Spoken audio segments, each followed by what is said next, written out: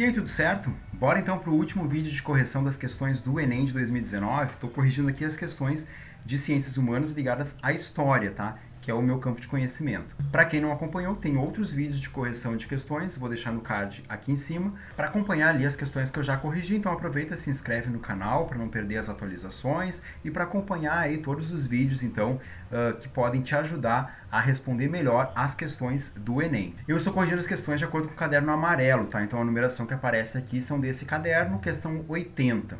Fala sobre o frevo, uma questão bem interessante até, porque fala sobre a questão do patrimônio imaterial, né? Aquele patrimônio que a gente não pode tocar, né? Que não é como um prédio, um monumento, uma estátua, enfim, mas é o patrimônio imaterial, é aquilo que faz parte da nossa história, mas que nós não podemos tocar. É o caso do frevo, né? Eu posso tocar na pessoa que dança o frevo, nos instrumentos usados, eu posso tocar em objetos, mas eu não posso tocar no frevo, porque o frevo é uma prática, uma dança, né? E aí a questão diz o seguinte: o frevo é uma forma de expressão musical, coreográfica e poética enraizada no Recife e em Olinda, no estado de Pernambuco. O frevo é formado pela grande mescla de gêneros musicais, danças, capoeira e artesanato. É uma das mais ricas expressões da inventividade e capacidade de realização popular na cultura brasileira. Possui a capacidade de promover a criatividade humana e também o respeito à diversidade cultural. E no ano de 2012, a Unesco proclamou o frevo como patrimônio imaterial da humanidade. Então, houve o reconhecimento por parte de uma organização internacional da importância dessa expressão musical, coreográfica e poética como um patrimônio da humanidade. A característica da manifestação cultural descrita que justifica sua condição de patrimônio imaterial da humanidade é: letra A, conversão dos festejos em produto da elite? Não fala disso no texto, tá? Fala de mais ricas expressões de inventividade, mas não falando de rica no sentido de poder financeiro, tá? Mas é uma prática bem popular. Letra B, expressão de sentidos construídos coletivamente. Sim, é isso que faz algo se tornar patrimônio, né? É o fato dele ter uma importância coletiva. E a construção desse patrimônio também é coletiva, né? Porque o frevo não foi criado por uma pessoa e a partir dali passou a existir o frevo. Não, ele foi uma construção de várias pessoas e aí por isso ele é tão importante para a cultura daquele local. Então essa daqui é a resposta correta, a letra B. Mas vamos ver as outras alternativas. Letra C, dominação ideológica de um grupo étnico sobre outros. Os Minions já iam direto nessa, né? Dominação ideológica, isso que me falam, que eu tenho que marcar, e aí marcariam a letra C, mas não tem nada a ver, tá? Porque pelo fato de ser uma construção coletiva, não é a dominação de um grupo sobre outro. Letra D, disseminação turística internacional dos eventos festivos. Tá, não diz aqui sobre essa característica no texto, tá? Lógico que isso tem uma importância, né, para aquele local, porque afinal de contas muitas pessoas vão para Pernambuco em épocas de carnaval e tal por causa da questão do frevo, mas não é essa a questão que trata no texto. E a letra E, identificação de simbologias presentes nos monumentos artísticos. Não, a gente não está falando aqui em monumentos, né? A gente está falando de uma dança, num patrimônio que é imaterial. A questão 82 traz ali o mapa, né, que mostra ali a questão da partilha da ONU do território do que seria o Estado de Israel. Então os dois mapas mostram o momento anterior à criação do Estado de Israel e aqui como ele estava organizado em 2013, né, onde a gente percebe ali que esse Estado de Israel foi ampliando, né, os seus territórios a partir daquela criação lá do Estado de Israel em 1948, né? E a gente tem a Palestina reduzindo cada vez mais, né? Porque aqui a gente tem a Palestina lá quando ocorre a criação do Estado de Israel, pós Segunda Guerra, e como ela é atualmente. Lembrando que isso envolve uma característica diretamente relacionada com a Segunda Guerra, né? O Holocausto, o extermínio de judeus, o fato dos judeus terem se espalhado pelo mundo, né? A diáspora, por eles não terem uma terra para viver, e aí se cria o Estado de Israel, só que esse Estado de Israel acaba ampliando, né? Acaba avançando a partir das suas fronteiras e acaba buscando novas posses de terra, além daquilo que havia sido determinado pela ONU, e isso gera uma série de conflitos até a atualidade. E aí, as imagens representam fases de um conflito geopolítico no qual as forças envolvidas buscam. Forças envolvidas aqui a gente está falando do Estado judeu, né, o Estado de Israel, e a Palestina. Buscam garantir a posse territorial. Simples assim. É essa a resposta correta, a letra A. Mas vamos ver o que dizia nas demais. Promover a conversão religiosa? Não seria aqui o caso, tá? Embora se divulgue muito que existe uma briga lá por questão religiosa, na verdade a briga aqui é por questão de posse de terra e ponto final, tá? Essa questão religiosa, ela permeia o debate, mas ela não é o foco desse conflito. Letra C, explorar as reservas petrolíferas. Até há essa questão, né? Mas basicamente, para que se possa explorar as reservas petrolíferas, precisa garantir a posse do território. Então, a posse do território vem primeiro. Então, por isso que a letra A é a correta. Letra D, controlar os sítios arqueológicos. Ok, até tem uma questão lá de domínio da Terra Santa, mas isso é uma desculpa, né, para seguir brigando pela questão da posse da terra. Então também não é essa a resposta correta. E letra E, monopolizar o comércio marítimo. Não, também não é essa a questão. E na verdade, assim, se a gente for pensar, todas essas alternativas, elas passam pela letra A. Porque para monopolizar o comércio marítimo naquela região, tem que garantir a posse do território. Para controlar os sítios arqueológicos, tem que garantir a posse do território. Para explorar as reservas petrolíferas, tem que garantir a posse do território. Então, na verdade, a letra A engloba todas as demais. Então, por isso, ela é a resposta correta. A questão 83 nos faz pensar quanta coisa podia, né, o Enem ter colocado nessa prova.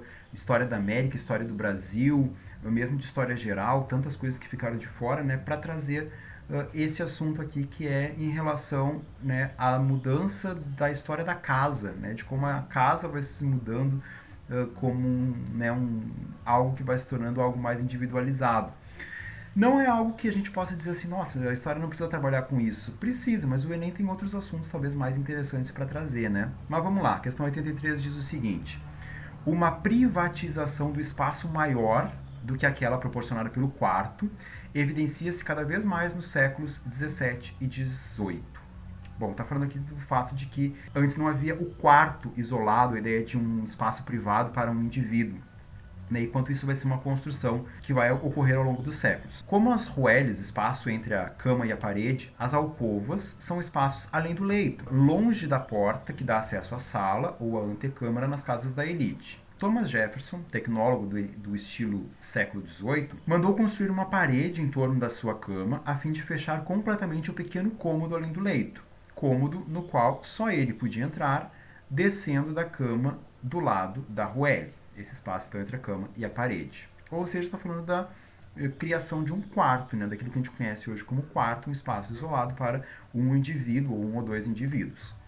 A partir do século XVII, a história da casa, que foi se modificando para atender aos novos hábitos dos indivíduos, provocou a ampliação dos recintos. Não, pelo contrário, né? Individualizou e aí diminuiu os espaços de cada recinto. A iluminação dos corredores, não fala nada disso no texto. A desvalorização da cozinha, da onde? Né? Busca o texto, olha no texto, não fala nada sobre isso. O embelezamento dos jardins, também não. Seria a correta, então, a letra E, a especialização dos aposentos.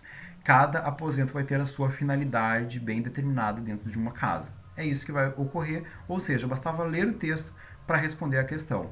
Podia ter colocado lá nas questões de ciências da linguagem, né? Podia colocar lá nas questões de interpretação de texto em português, que daria no mesmo, né? Poderia ter colocado aqui uma questão que valorizasse mais o conhecimento histórico.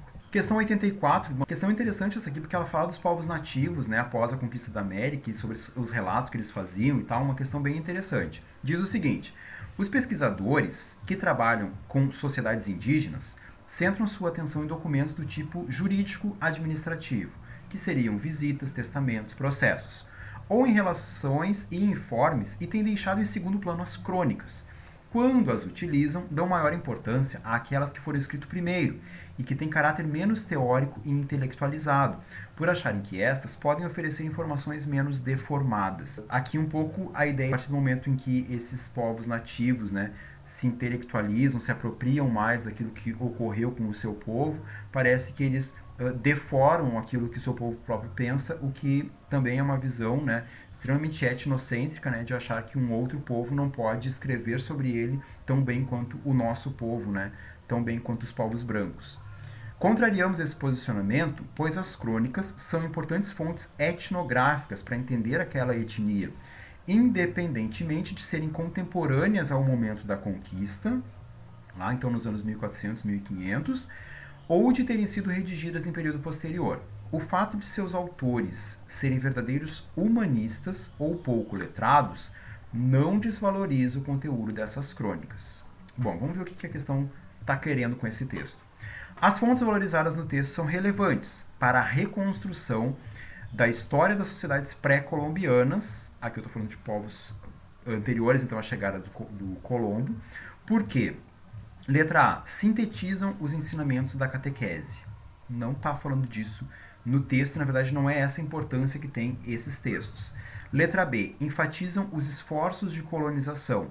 Na verdade, essas crônicas falam do impacto, né, causado pela colonização. Letra C, tipificam os sítios arqueológicos. Não, as crônicas não fazem isso, tá? Não dizem lá sobre os sítios arqueológicos dos povos incas, maia e asteca, quais são a importância que eles têm para aquele povo naquele determinado momento. A crônica não é sobre isso. Letra D, relativizam os registros oficiais. É exatamente isso que o texto fala. E, na verdade, o candidato, a candidata, né, da prova do Enem, podia chegar nessa resposta basicamente lendo e interpretando o texto. E letra E, substituem as narrativas orais. Não há uma substituição das narrativas orais, né? Ela, na verdade, é mais uma fonte, não substitui. Então, aqui a resposta certa é a letra D, o fato de relativizar os registros oficiais, as visitas, testamentos e processos, trazendo essa nova visão a partir das crônicas. Questão 89 fala sobre o Instituto Histórico e Geográfico Brasileiro, o IHGB. Bom, nunca ouvi falar sobre isso, mas eu posso tentar ler o texto para tentar chegar numa resposta, porque às vezes o texto nos ajuda e a interpretação dele nos leva à resposta, tá? Diz ali que o IHGB reuniu historiadores, romancistas, poetas, administradores públicos e políticos em torno da investigação a respeito do caráter brasileiro.